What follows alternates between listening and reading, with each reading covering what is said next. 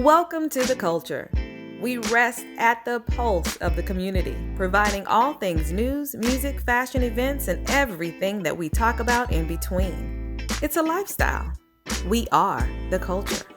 Welcome to The Culture. We have joining us Vice Chair for Miami-Dade County Public Schools, Dr. Steve Gallen. Thank you so much for joining the show. My pleasure. How you doing this beautiful, fine Friday, Jessica? It's always a pleasure. Always a pleasure.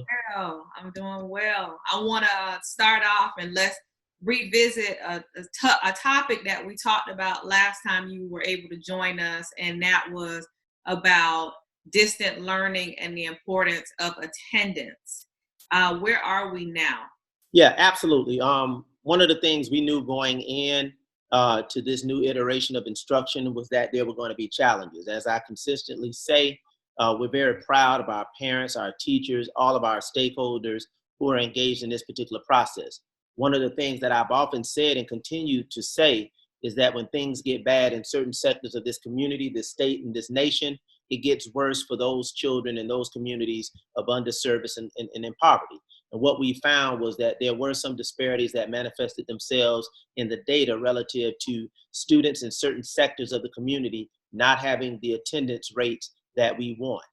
We will continue to work with those schools. We will continue to work with those parents virtually through telephone and home visits if need be, to make sure that we don't have any of our students off the grid and that students are not participating because of lack of resource, lack of understanding, or lack of support.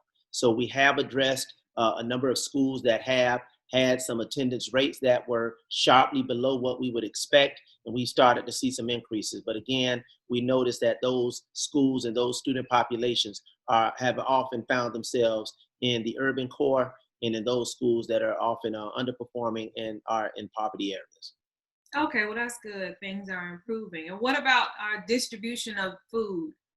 The food distribution continues. We have made some modifications relative to doing it several times a week as opposed to every day. We've modified the locations relative to what the data says to us. So in some cases, we've had full-time staff set up, administrators, support staff, cafeteria staff, and we've prepared a number of meals, but the engagement was not what it is supposed to be. So if you make provisions for 300 meals to get served and only 50 served on a particular day, and we find that there's a trend, we started to make some adjustments in our strategy to be more efficient, to be more nimble, and to target our resource allocation of food distribution to the areas that have the highest need. Conversely, if you have a school that's set up for 200 meal distribution and they found that they had nearly 400 people to come for meals, that is a high need area. So we, again, going into this particular situation, knew that we would have to be nimble, we would have to be flexible, we would have to use data to make the necessary adjustment to get the resources, be it in this case food and meal distribution, to the areas, to the children, and to the families that have the greatest need. So we've made that adjustment, and we will continue to distribute meals throughout this period of our students not being in school. But we have aligned our strategy to distribute meals not every day, but to provide enough meals for the entire week. We've also identified a number of partners that are going to work with us in community-based organizations to shore up some support in those particular areas based on their relationships and based on their relevance in their respective communities. They know the families, they know the community in many cases better than we do as school site officials. But what we've also contended from day one is that we have to do this together and shoulder this effort in partnership with all stakeholders who are committed to our families, committed to our communities, but more importantly, committed to our children. As it relates to that, if there are parents who have questions about the help with attendance and with the food distribution, is that helpline 995 HELP applicable to them? Absolutely. That line is active. We also say start with the people who are closest to the situation. If it's an instructional issue, start by communicating with the teacher. If it's a school-related issue and you can't get in touch with the teacher, start with the principal.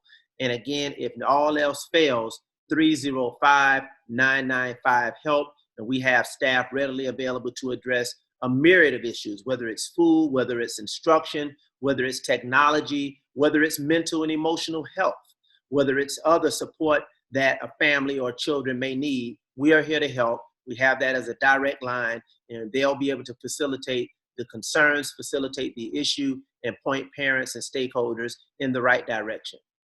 You brought up a very good point. I don't want to brush over that too quickly. Are you saying that parents can call that helpline if they need their child to receive some type of counseling? Absolutely. One of the things that we have contended, and I've said it previously, and I actually said it this morning on on a radio show, is that yes, the physical operation of our schools has ceased at this particular time, but school is still in session.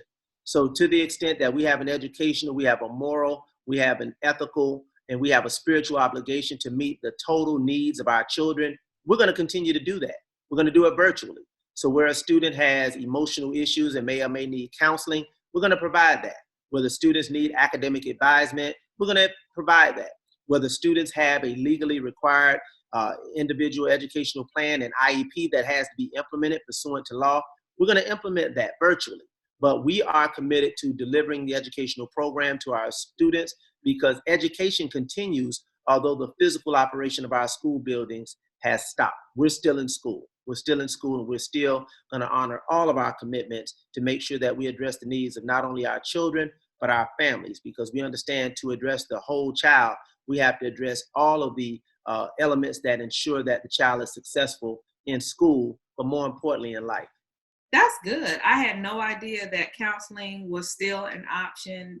Never even crossed my mind. Absolutely. So, congratulations. This is a very fragile period for all of us. So our children, we take it for granted, our young children.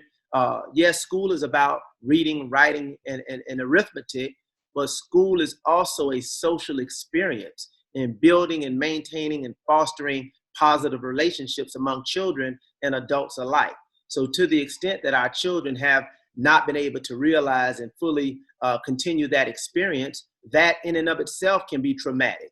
It's traumatic for us as adults, but our children who have friends, have classmates, have teachers that they've come to grow and support and love, and all of a sudden, at the blink of an eye, that social, that physical, that human interaction has been abated and eliminated with no warning. That in and of itself can be traumatic. We recognize that, and we're here to support and help them talk through that. That's amazing. So congratulations. And also congratulations. I understand that you were just re-elected as vice chair of, is it the urban boards? Yes, the Council of Urban Boards of Education, an organization that's been around for over 5 decades, is focused on providing educational opportunity, equity, and access to students in urban communities. We represent schools and school districts across the United States, the Virgin Islands, and other parts of the world.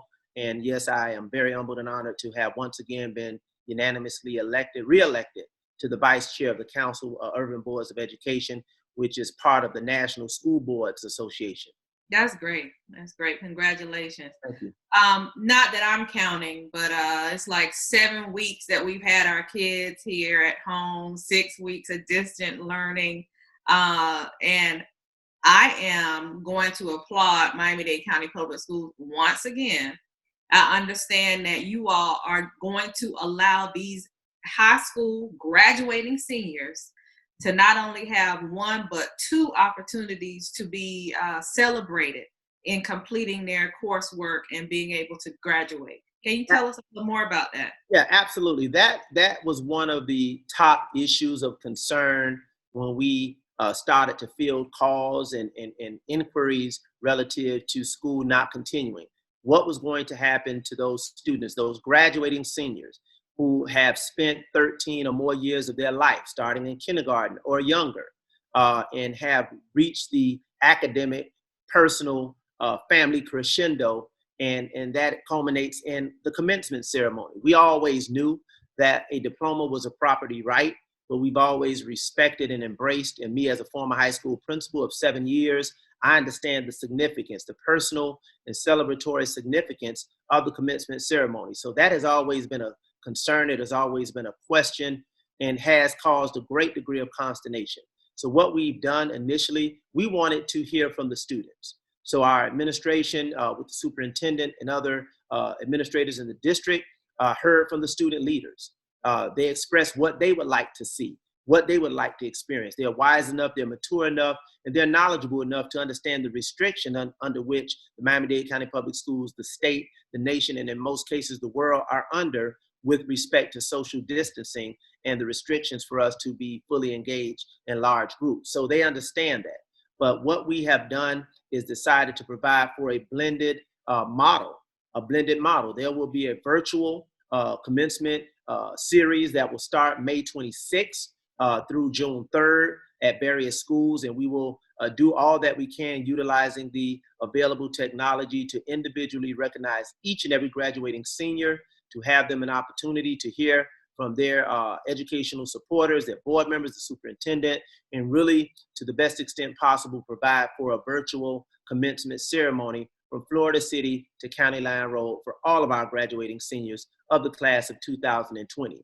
That is the first iteration of that recognition. Subsequently, we anticipate, once some of the restrictions have been lifted, either late summer or in the fall or even in the winter, to do a second round of recognition so that our students can have an opportunity, as I mentioned earlier, to reconnect with their classmates, to reconnect with their teachers, to reconnect with all of the educators and support staff that have supported them along the way, and to have that opportunity to celebrate that crescendo, that achievement in the appropriate setting. So that will be a subsequent celebration once the dust settles on the current restrictions we have in the state of Florida and, quite frankly, throughout the nation. That's great. Congratulations on that. Also, I understand that you all requested $173.5 million in emergency funding. What would that, if granted, be used for? Obviously, that money comes from the federal government to the state, and we're allowing our voices to be heard at the state level with Governor DeSantis, and made some recommendations and some requests on how we would like to receive that money appropriately, equitably, and equally across the state. So absolutely, that will be the amount that should be afforded to Miami-Dade County Public Schools if some consideration is given to our recommendation. And obviously, our number one priority will be the academic achievement of our children. So we do want to utilize a significant amount of that money to continue to invest in the academics of our children, knowing that the summer slide will occur. The summer slide will be exacerbated, that we've had a significant loss of learning through this particular process, and we're going to have to shore up the academic achievement and losses of our children. So when we talk about the achievement gap, the entire district, state, and nation has been perplexed with the gap of achievement relative to students not being in school under normal circumstances. Secondly, we would like to utilize those resources to offset some of the additional costs that we've had to take as a district to ensure the safety, the security, and the provision of meals and support to our children, their families, and community stakeholders that is in alignment with the mission of the Miami-Dade County Public Schools. So there have been some additional costs that obviously were not anticipated. There have been some other costs that we have not had to incur, but for the most part, for example, with our hourly part-time people, we're still honoring our commitment to ensuring that they're compensated, although under normal circumstances, you don't work, you don't get paid. But we understand that people build their lives around their careers, they build their lives around the Miami-Dade County Public Schools as they are employed, and they build their lives around that particular equation and that dollar figure to support their families and put food on the table. So we've gone the extra mile to honor that commitment. And we made some additional commitments as well that were not anticipated when we adopted the FY19-20 budget last year. So that money will be used for academic enhancements and support to remediate the losses that we have realized with our students, to offset some additional costs that we did not anticipate it as we expanded our reach and our support in our community with our families and with our children, and also to address some additional expenses that have been incurred and will continue to be incurred during this very, very critical time. Yeah, you answered the question I was going to ask too. I was going to say, what did you have an update for me on your part-timers and their pay? Yeah, absolutely. They're being paid, and breaking news at the committee meeting last week, I also made an inquiry and a soft, respectful request that we compensate our coaches. We have spring sports, So for example, you have fall sports and spring sports. Those come with supplements. Those come with stipends. So if the spring activities did not occur, that caused some anxiety amongst the coaches who were anticipating that additional income coming in. So for example, I know we have other spring sports, but one we do have, and everybody knows, is spring football. There's been no spring football. With spring football comes an additional amount of time invested by the coaches, an additional commitment, but it also comes with an additional increment of compensation and the additional supplement that they receive. There was some anxiety around would they receive that since we did not have that. But right now we looked into the budget. We understood that that was something that was budgeted for a fiscal year 1920. We understand that our coaches, be it football, any of our sports, who make tremendous sacrifices on behalf of their schools and for our children, they made commitments in their own houses and they were depending on that money. And we're very, very proud that we're going to provide that for them as well. That is great. That is great. That is breaking news. That is breaking news from yesterday. I brought it up last week, got an answer on yesterday. So we're very, very excited. That's great. You all are doing an excellent job. We are proud to be here in Miami-Dade County. I believe you're the 4th largest district around the United States. And I know with your re-election, you're going to take those key learnings that we're doing here in Miami and allow them to be looked at nationally to allow other districts to learn from the things that you all are doing. Congratulations again, Dr. Gallant. Always an honor for you to come on and provide information for our community. It is greatly appreciated. Thank you so much. And thank you so much, Jessica. Stay safe. Continue your instructional program. I know you're tremendously enjoying it and growing from it and maybe one of the top recruits if we have a continued teacher shortage. I'm sure we're going to have a lot of parents that are ready to step up. But again, thank you for all that you do and for providing this platform for our listeners, our viewers. And again, I'm very glad to continue to partner with you to update and inform the community, and more importantly, to engage and empower our families to do what they need to do on behalf of their children, which is our children. Thank you so much. Thank you. It's another one for the culture. We'll see you again. The Culture is produced and owned by Hip Rock Star Media and cannot be reproduced or broadcast without written consent by Jessica Garrett Motkins. All rights reserved 2020.